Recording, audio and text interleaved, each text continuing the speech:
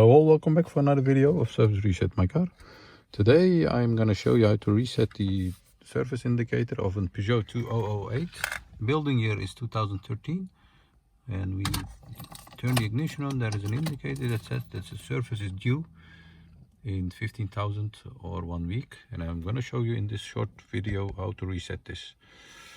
Okay, let's start right away. First of all, turn the ignition on back to the 0 position. Then there are three buttons over here. We're gonna press the most right button with the wrench indicator on it. Press and hold it. Turn the ignition back on. There is a timer counting back from 10 to 0. When it reaches 0, you can release the wrench button.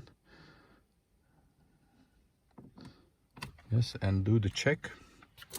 Ignition off, ignition back on. And you'll see that the indicator over here doesn't appear anymore. So once again, ignition off, press wrench button, ignition on, wait for it to reach 0.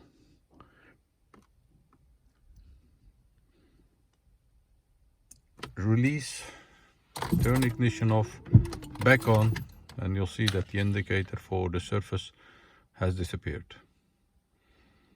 That was it for this video.